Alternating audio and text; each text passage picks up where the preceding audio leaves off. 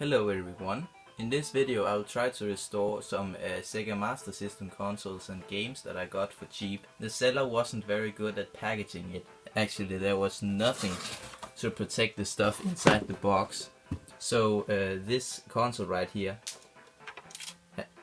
now has something rattling and everything is just in terrible condition. But hopefully I can repair it all and make it functional and looking good again.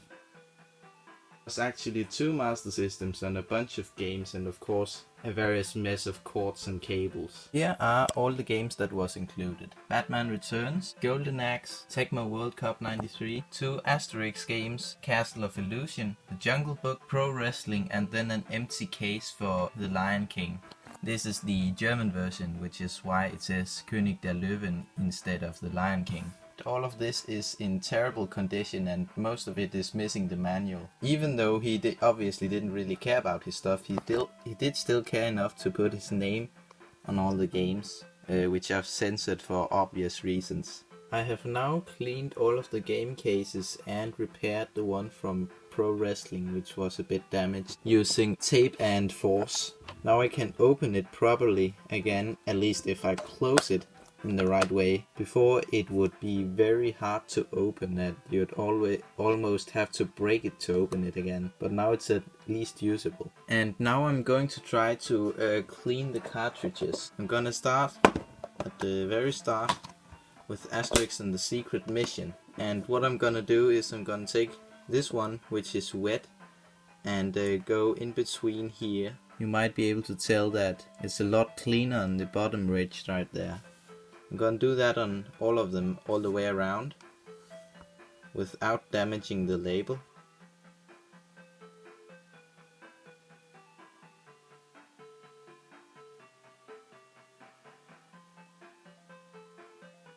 And also in any other places where dust has gathered. Then I'm gonna do the same with the dry one in case it hasn't already dried.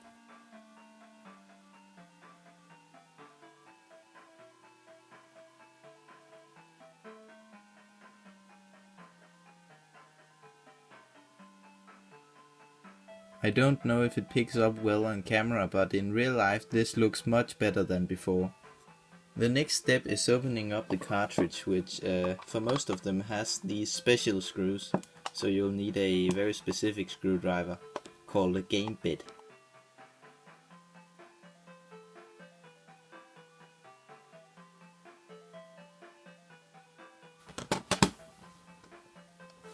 Then you can open it up and take the board out. I'm going to clean this part right here on both of them and then dry it. A lot of these games had trouble starting when I plugged them into the console, so what you can do about that is take some isopropyl alcohol, as close to 99% alcohol as possible. Then dip a Q-tip in it and brush the pins on the game like this. And a lot of dirt will come off, as you can see.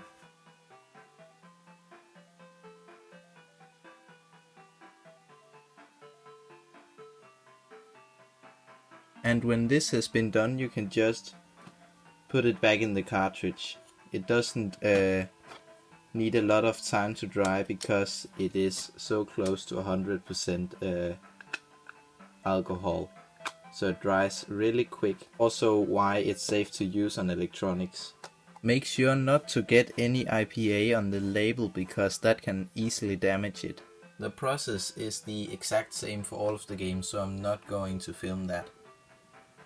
Pro Wrestling is one of those games which uses standard Phillips screws instead of game bits, and for that reason the previous owner had been able to get into the game, and for some reason he has made this thing loose. It does still play, but I definitely think this should be soldered back. So that's gonna happen at some point. In case you're wondering what games are built into these two consoles, this one has Alex Kidd and the other one has Sonic the Hedgehog.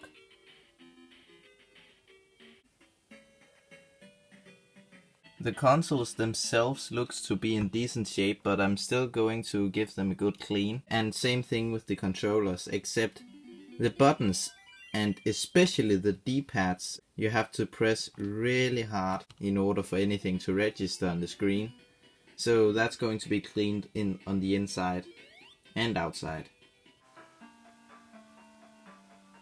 Everything has now been disassembled, and I'm going to clean it all now. So let's start by taking everything one by one outside and wait for the rain. And now the waiting game begins.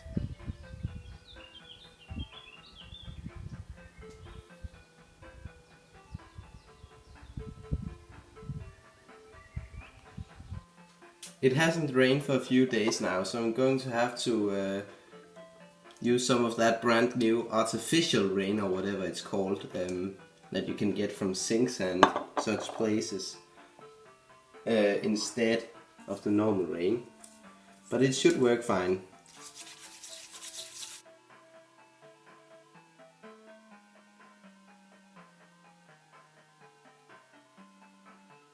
While we are waiting for all the plastic parts to dry, we can start by giving the insides a new lease of life.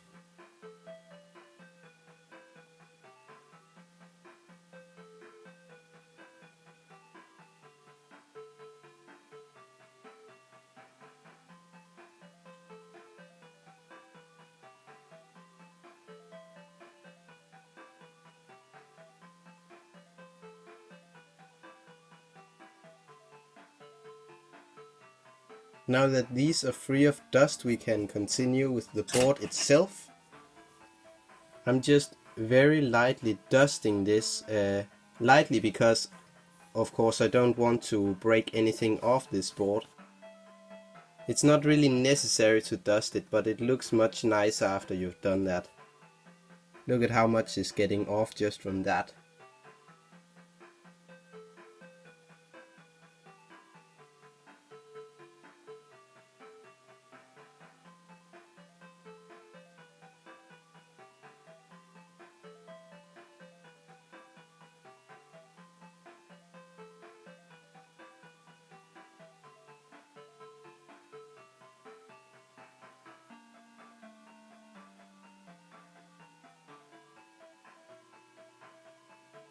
Now I'm going to try to make the controllers more responsive than before, because they really, you really needed to press very hard on them in order for them to react before.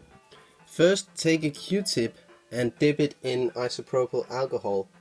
It has to be very close to 99% alcohol for it to work properly. Then you begin scrubbing these golden contacts on the controller, and a lot of dirt will now come off.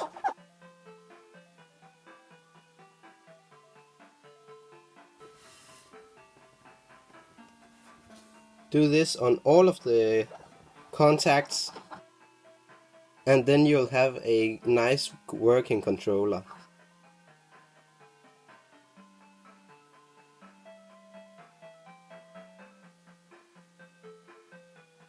You can also do it on inside of these, on the black part, just a little bit.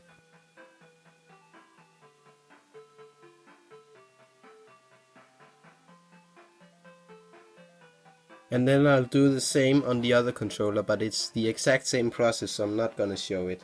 The plastic parts are now dry, so I'm going to try to put them back together now.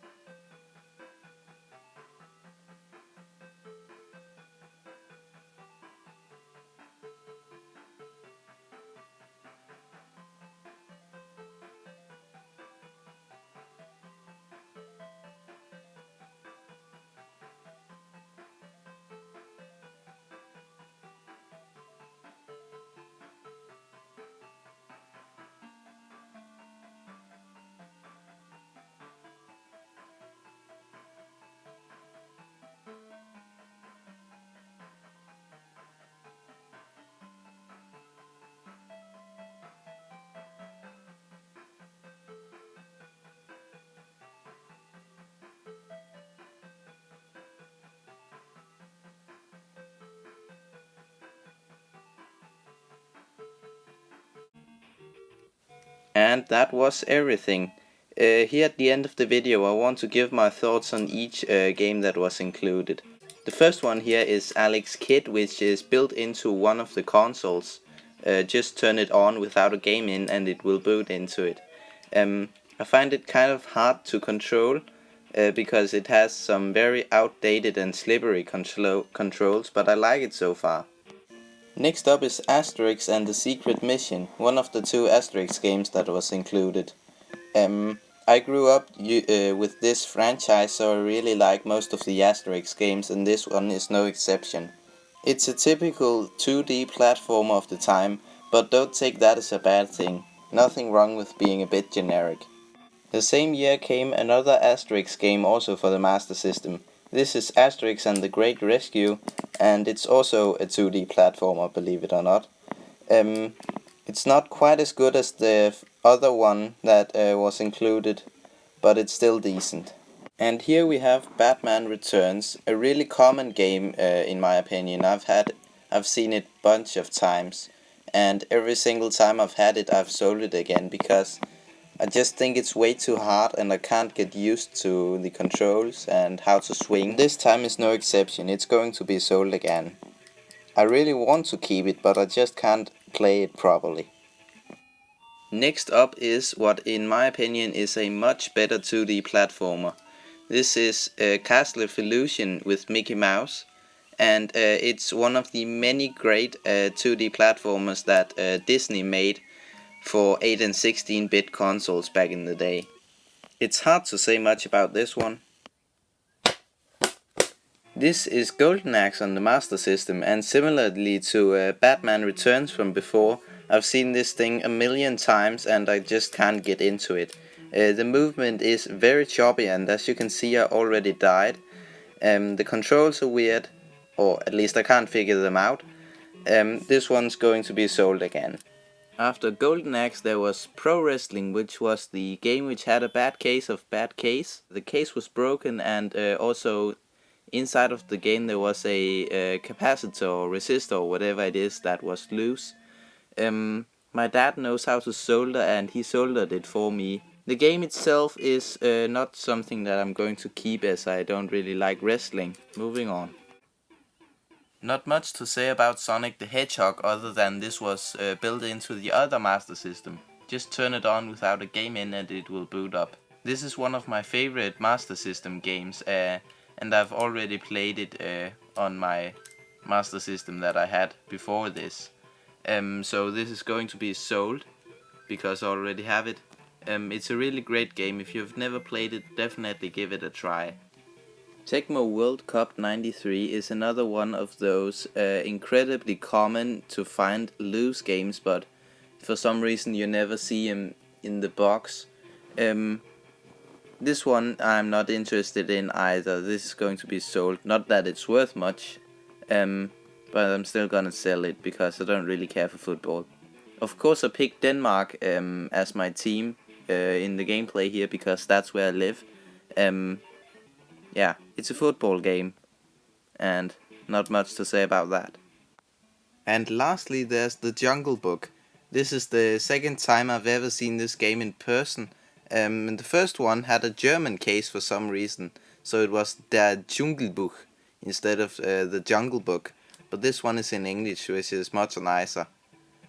I don't think I'm going to keep it still, even though it's in English this time. Because I've never saw the Jungle Book as a kid, and I'm pretty sure you'd need to have seen the movie before to be able to properly enjoy this game.